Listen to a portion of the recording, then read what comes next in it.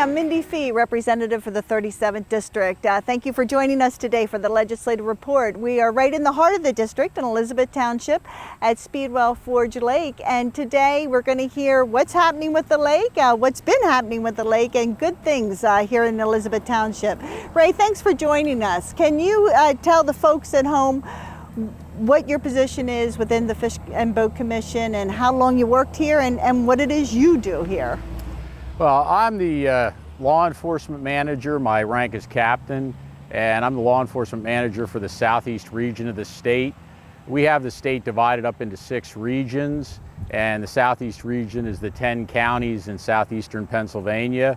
And so I'm the law enforcement captain. I supervise the officers that are in this region of the state. I started out in 1983 as a deputy officer and worked my way up to the rank of captain now. So, as I said, we work out of the office here at Speedwell. Many people don't understand that the office here is not just for this lake. This office is actually for the 10 counties of southeastern Pennsylvania. So, yeah, you're absolutely right. I don't think everybody knows that. And how many officers are out of here? Well, I mean, as far as working out of this office, because we're so spread out, again, we have the 10 counties that we cover, our officers work from home.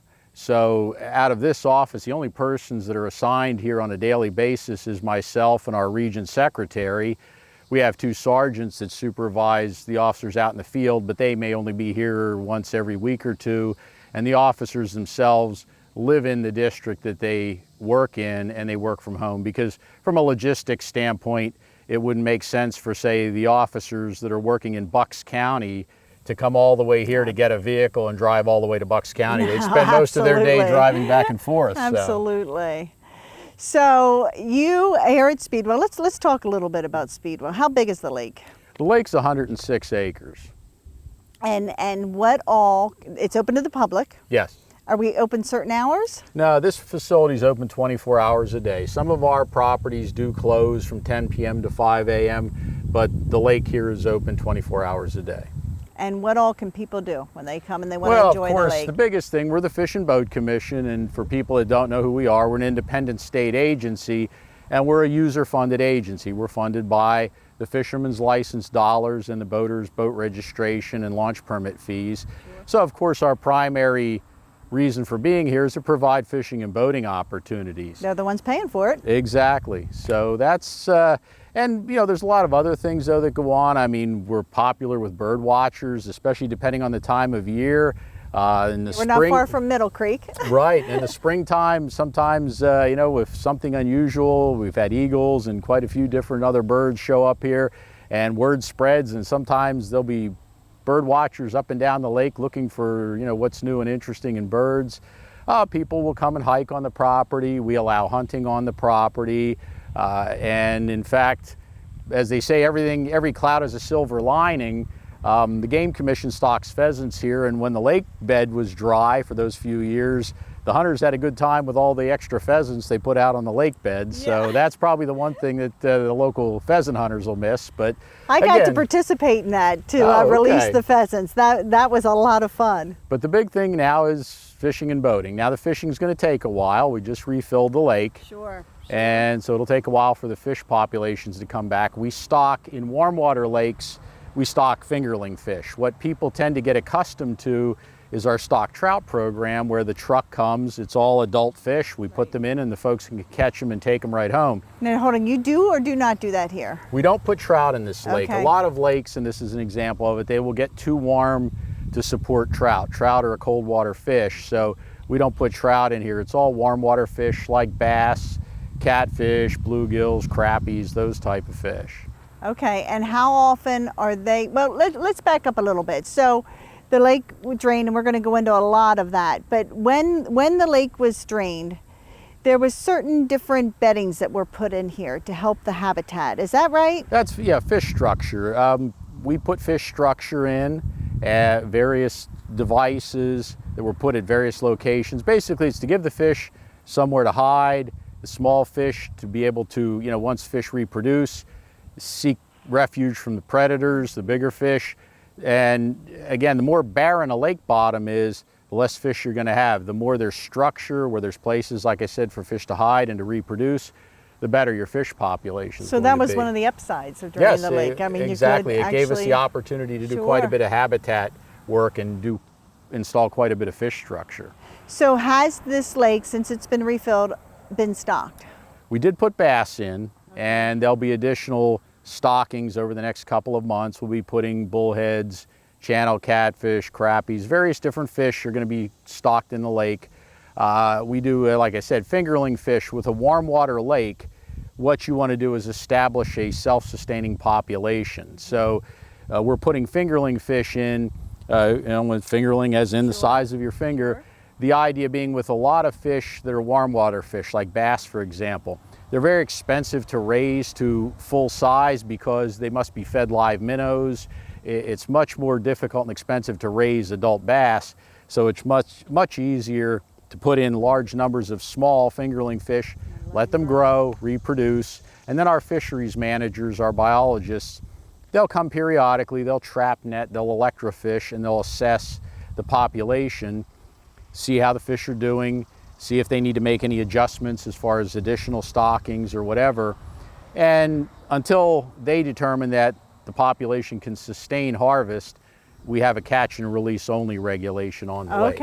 Okay, that's good to know. So if people do want to come out and fish, they have to buy a license. How much is a license right now? A license is $22.90 with the issuing agent fee. Okay. And we also have a senior lifetime license. You don't need a fishing license till you're 16. Yep. So kids are, they don't Bring need a them license. out. Bring your kids out and have fun.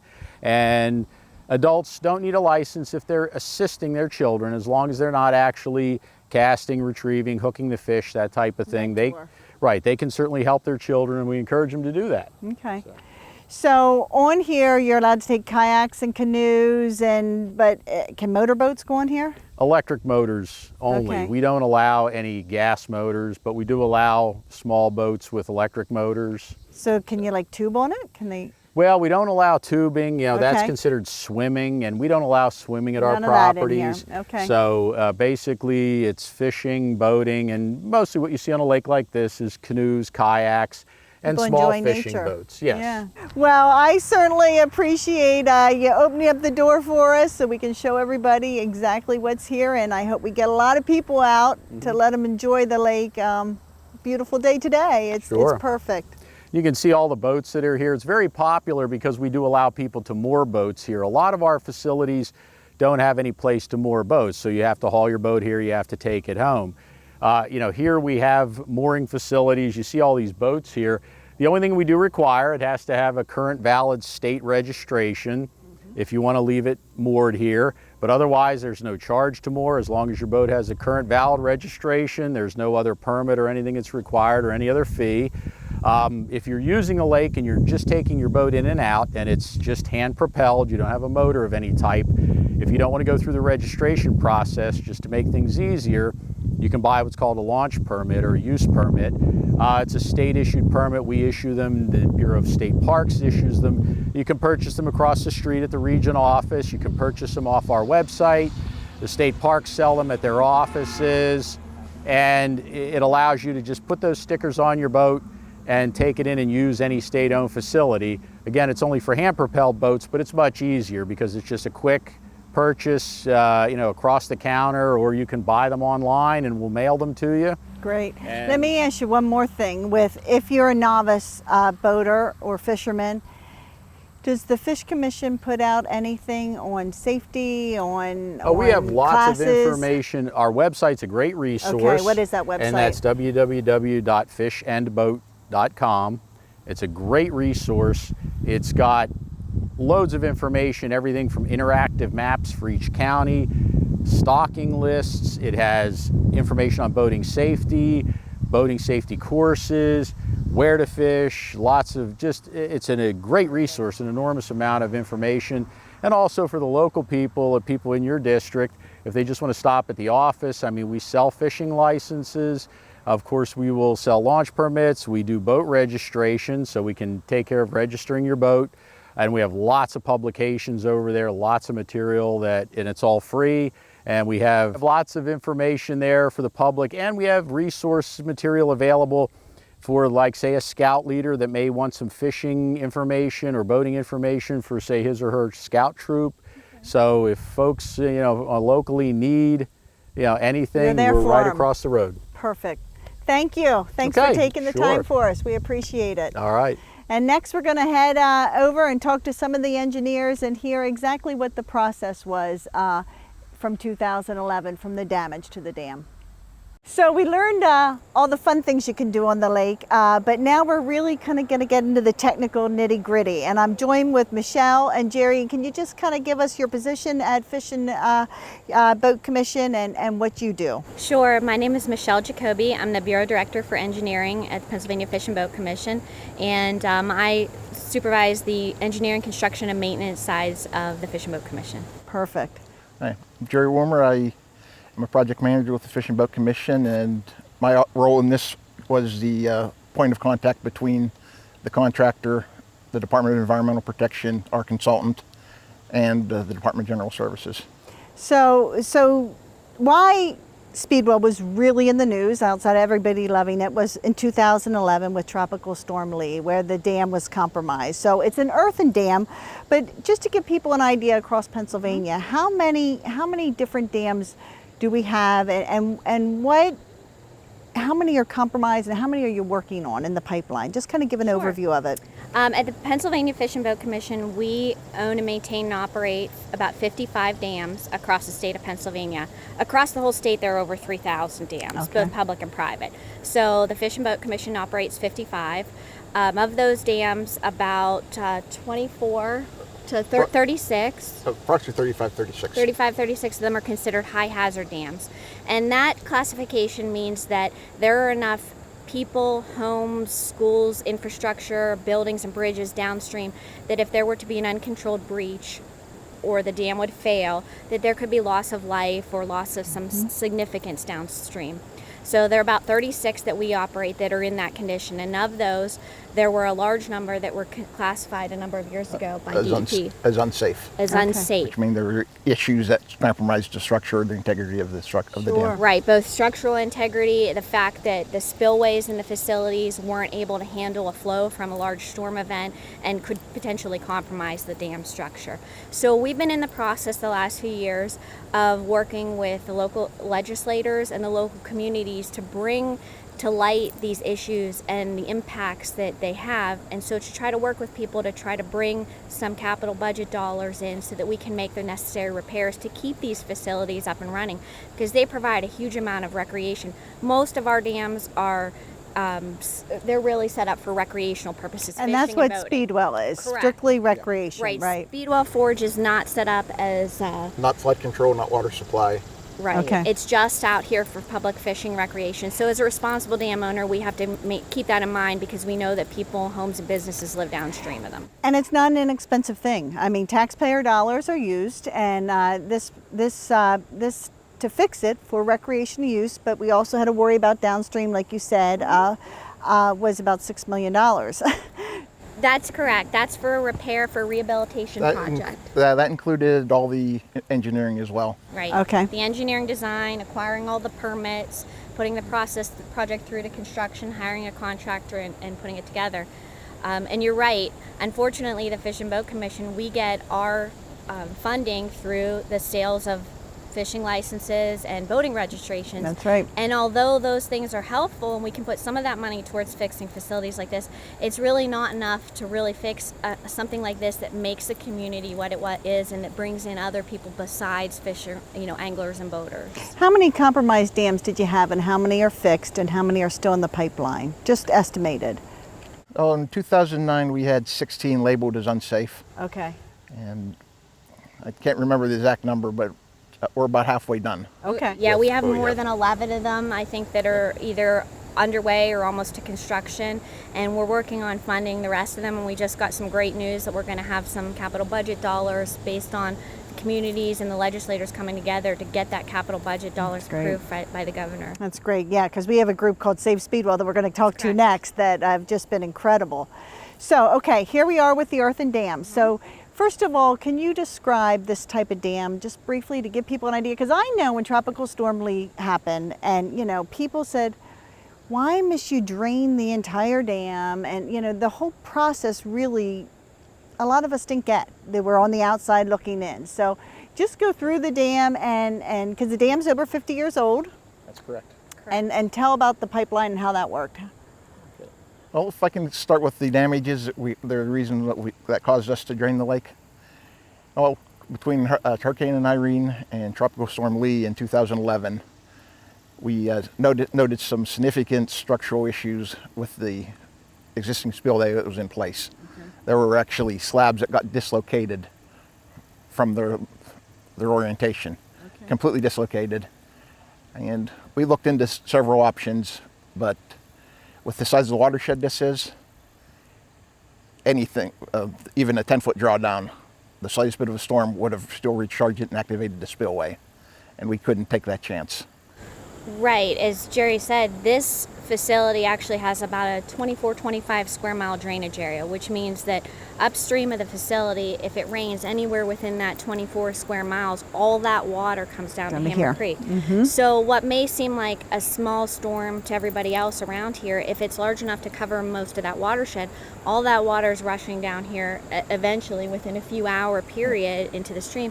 And it causes the dam to fill up very quickly. And with Tropical Storm Lee, it actually came up so quickly. There was so much water going over the old spillway that, like he said, it inundated it. It both undermined the spillway, and then as water came over top the spillway and came down, there's all this hydraulic action stirring it up, and the dam had already reached its useful life, which is about 50 years for facilities. I was going to say, you were already in the process of looking to fix this dam. We had already contracted. This was labeled as one of the unsafe dams in 2009. And we were given money through the governor's office to start the designs, but not to construct any of these projects. Okay. Right. So it is fortunate this was already in the pipeline when. Yes, we were very lucky. It was about 30% design, and we already had Schnabel engineers contracted to do the work for us, so they had already been looking at it for us.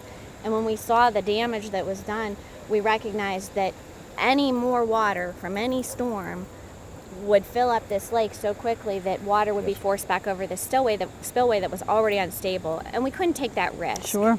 Because more undermining and more erosion could actually break a hole open. If you see video online, you can watch YouTube videos about dams that have failed, and what happens is once water goes over an unstable area, it can erode it so quickly that we could have a breach and we could send all of this water uncontrolled downstream. And again, downstream where people live, That's correct. people have businesses, so Yes. absolutely cannot happen. Right.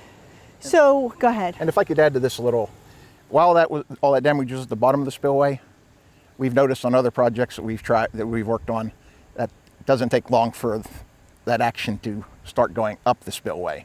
And before you know it, the whole spillway's gone. Right. So when you're talking about the spillway, you're talking about just this portion here in front of us. Yes, the concrete, the auxiliary spillway. The way that the dam functions is most of our dams are earthen dams. That's very common.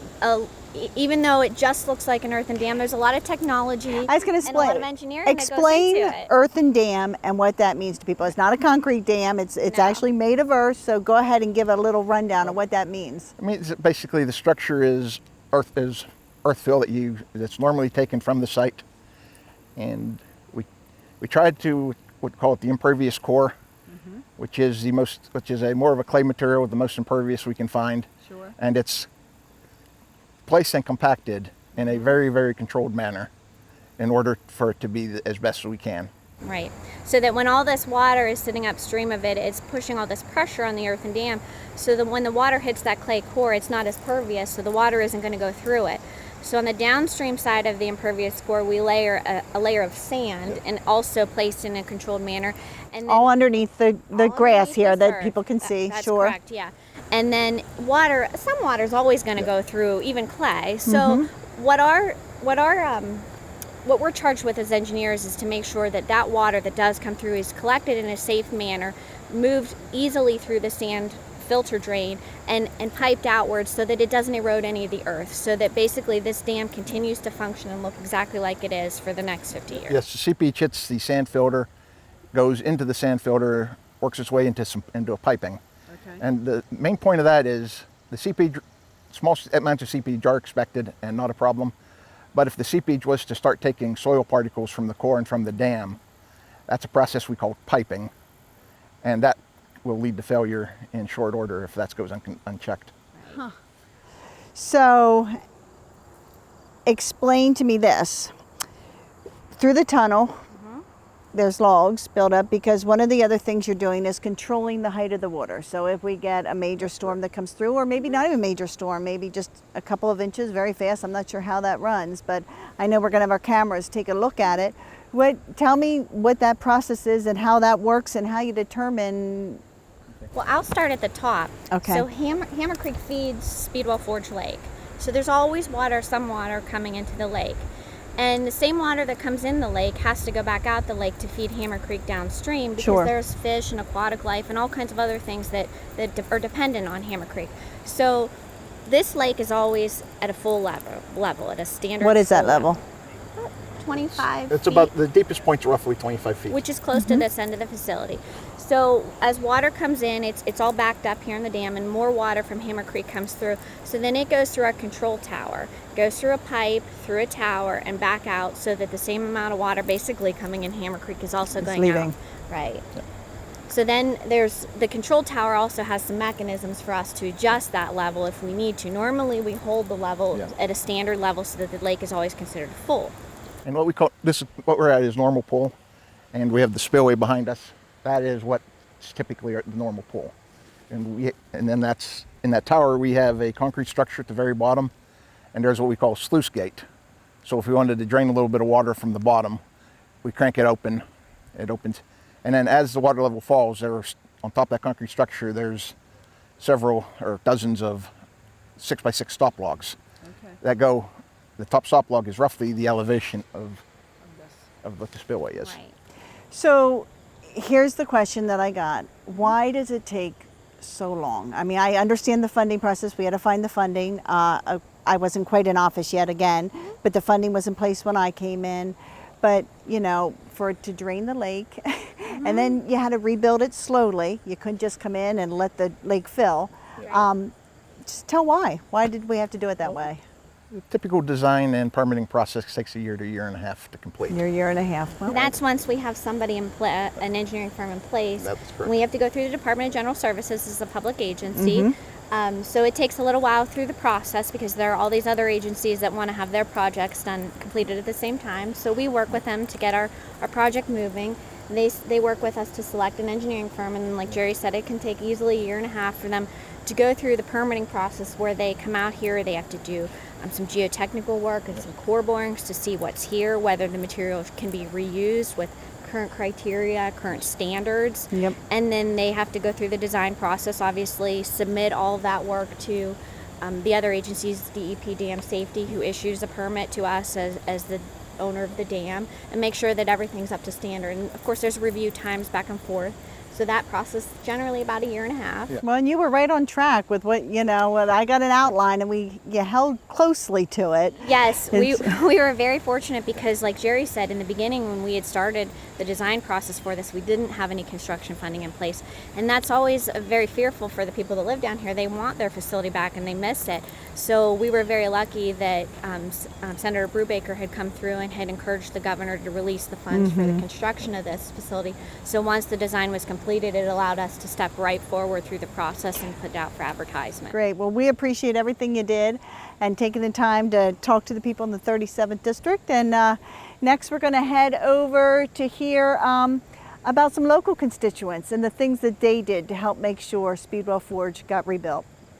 In 2011, with the breach of the dam, we had a lot of local citizens, constituents in the 37th District that live right here and were very impacted by it. So collectively, with all their energy, Andrea Becker has joined us, who is the founder of Save Speedwell. Welcome, Andrea. Thanks for having me. Sure. Now, where do you live? Let's give a little history. So when this all started, I was living in Mannheim, so it was about 12 minutes from house to shore here. Okay. And actually, since then, I've moved even closer, so I'm about 8 minutes away here in Lidditz. Nice, nice. And have you used the lake growing up and around? And Yes, yes. So I've been fishing since I'm about 3 years old. My dad's a big fisherman, and we had come here when I was much, much younger. And then when I moved to Mannheim, it was kind of a process of getting reacquainted with it. And it was great because I was able to buy a kayak, and it was a quick evening on the lake, or I'd come down and I'd take photos. So spent a lot of time here. It's perfect. It's perfect. So when Fish and Boat came in and said the dam has been breached and we have to drain Speedwell, there wasn't funding for it. So tell me how you collectively brought a group of people together with such power, because you really did. You made quite a difference. So what happened is I was actually out here kayaking one evening, and I'm familiar with some other local lakes that they'll actually drop the water level. And I noticed it seemed like it was down, and I thought this is kind of odd. And then I noticed on the news that that's what was happening, is they had announced they were going to have to drain the lake. And it was just so upsetting to me. It was so, I was just like, I have to do something. And in this day and age, we start on social media. So I came over, I started a Facebook page, I put flyers up all over the place and thought anybody that's interested can come join me and we'll figure this out together. And I was so thankful we had the best group of people join us. So we had a very good, strong core group that had an interesting background. We had folks that had dealt with government, folks that had a background in hydrological engineering. Yeah. We had folks whose parents' property was actually taken to create the lake back in the 60s. And then we had large community support around that. So when we looked at the funding that was needed, the $6 million, we started with t-shirts, which you're not going to raise $6 million with t-shirts. No, you but sure aren't. It was really, I think the role that we played was really kind of the mouthpiece of the community, and to try and keep the momentum going, and to really work closely with the legislators to make sure that people knew this was something that was a priority, and the community was willing to do what was necessary, so we just needed a little bit more help. Well, I always, public and private partnerships, and you being the private part of it as citizens, concerned citizens, it was great. So be outside of just talking about it, give me some of the details that you did, that you you let people know what was happening. I know you kept us online. I know you know, as government can sometimes move at a snail's pace, although I told them that, they did a great job. When by the time I came into office, things were already in the works. You were already here, and the funding was actually secured for it. But I think just letting people know what the process was and what the time frame was, and you made sure they stuck to it, correct? Absolutely. So we were so grateful when the funding came through, but that was just the start of a process, and it was a relatively long time, although we're incredibly grateful because there are other lakes in the state that are in similar situations and have not had the community and legislative support that we have had. So we were really grateful to be able to share information with folks, and we used that again through Facebook, and we still have a Facebook page, Friends of Speedwell. And it's good to keep people up to date, and people have been very kind in supporting us and thanking us and sharing photos of them out on the lake since it's been back. So it's a great way to really kind of connect with everyone. I was going to say, do you help other areas that are going through the same type of thing and to organize or give input and advice on how to organize a group like yours? We've had a couple of folks reach out to us from different areas because it was pretty remarkable the kind of support we got here and how quickly the process went for us. What's your background? My background is marketing and PR and healthcare. Kind of fits, right? Yes, yes. So like I said, our group came together. We all had our individual strengths. So for me, it was definitely the marketing and PR. The squeaky wheel gets the grease, so we wanted to make sure we were out there. We'd go out and we did t-shirt sales. We lit it some fire and ice. Any kind of community event where we could be out and get shirts on people, stickers on cars.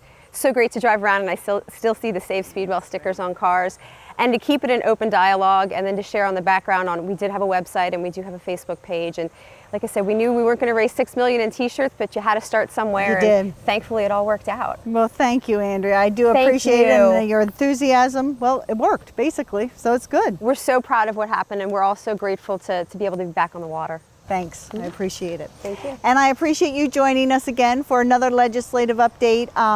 My door is always open. You can find me in Mannheim office or up in Denver Borough in the municipal building at that office. You can follow us on Facebook, or you can always sign up for the weekly email updates so you know exactly what's happening in the district and up in Harrisburg. Thanks for joining us.